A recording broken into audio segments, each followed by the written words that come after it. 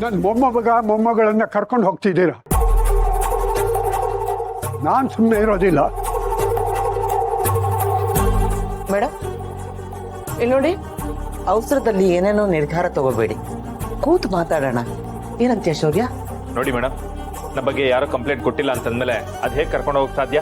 ತಪ್ಪು ನಿಜವಾಗ್ಲೂ ನಡೆದಿರುವಾಗ ಕಂಪ್ಲೇಂಟ್ ಕೊಡೋ ಅವಶ್ಯಕತೆ ಇಲ್ಲ. ನೀವು ಮಾಡ್ತಿರೋದು ಸರಿ ಅಲ್ಲ.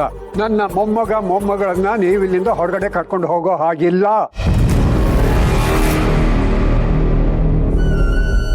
ನೀವು ಒಂದು ವೇಳೆ ಈ ಕಾಂಪೌಂಡ್ ಆಚೆ ಹೋಗ್ಬೇಕು ಅಂತಂದ್ರೆ ನಾನು ಹೇಳೋದ್ ಮೇಲೆ ಕರ್ಕೊಂಡು ಹೋಗ್ಬೇಕು ಇವ್ರನ್ನ.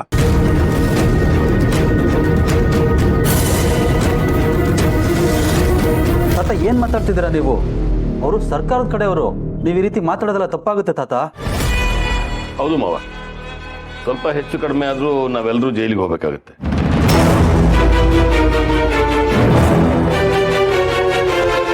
ಅಲ್ಲ, ಲಾಯರ್ನ ಕರೆಸಿ ಮಾತಾಡೋಣ. ಸದ್ಯಕ್ಕೆ ಇವ್ರ ಕೆಲಸಕ್ಕೆ ತೊಂದರೆ ಕೊಡೋದು ಬೇಡ. ಹೌದು ರೀ, ಆವೇಶ ಪಟ್ರೆ ನಮ್ಮ ಮೊಮ್ಮಕ್ಕಳಿಗೆ ತೊಂದರೆ. ಯಾರು ನೀವು? ಇವ್ರಲ್ಲಿ ಕರ್ಕೊಂಡು ಹೋಗ್ತಾ ಇದ್ದೀರಾ? ಲಡ್ಡು, ಇವರು ಸಾಮಾಜಿಕ ಕಾರ್ಯಕರ್ತೆ ಅಂತೆ.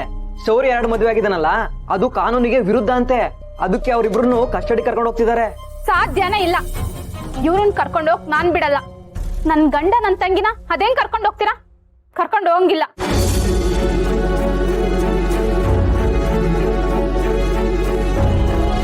ನೋಡಿ, ಇವರಿಬ್ರು ನನಗೆ ಪ್ರಾಣಕ್ಕಿಂತ ಹೆಚ್ಚು.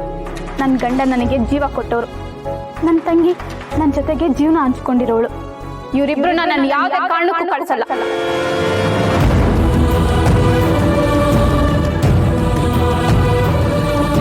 ನೋಡಿ, ಅವ್ರಿಗಿದು ಕರ್ತವ್ಯ ಇರ್ಬೋದು, ಆದ್ರೆ ನನಗಿದು ಬದುಕು.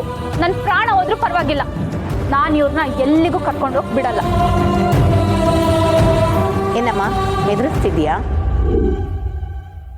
ಕಾನೂನು ಎಲ್ರಿಗೂ ಒಂದೇ. ಇವ್ರು ನಿನ್ನ ಮದ್ವೆ ಆಗಿದ್ರು ಇನ್ನೊಬ್ಬರನ್ನ ಹೇಗ್ ಮದ್ವೆ ಆಗ್ತಾರೆ? ಅದು ನಿನಗ್ ಡೈವರ್ಸ್ ಕೊಡದೆ? ಏನ್ ಮೇಡಮ್, ಕಾನೂನು ಬಗ್ಗೆ ಮಾತಾಡ್ತಿದ್ದೀರಾ? ನಾನು ಯಾವತ್ತಾದ್ರೂ ಬಂದು ನನ್ನ ಗಂಡ ನನಗೆ ಮೋಸ ಮಾಡಿ ಬೇರೆಯವ್ರ ಮದ್ವೆ ಆಗಿದ್ದಾರೆ ಅಂತ ಕಂಪ್ಲೇಂಟ್ ಏನಾದ್ರೂ ಕೊಟ್ಟಿದ್ದೀನಾ? ನನಗೆ ಮಕ್ಕಳಾಗಲ್ಲ ಅಂತ ನಾನೇ ನನ್ನ ಗಂಡನ ಹೇಳಿ ಮದುವೆ ಮಾಡಿಸಿದ್ದೀನಿ. ಇದು ನಿಮ್ ಕಾನೂನಲ್ಲಿ ತಪ್ಪು ಅಂತ ಎಲ್ಲಾದ್ರೂ ಇದೆನಾ? ಮೇಡಮ್, ನಾವು ಅಲ್ಪ ಸ್ವಲ್ಪ ಕಾನೂನು ಬಗ್ಗೆ ತಿಳ್ಕೊಂಡಿದ್ದೀವಿ.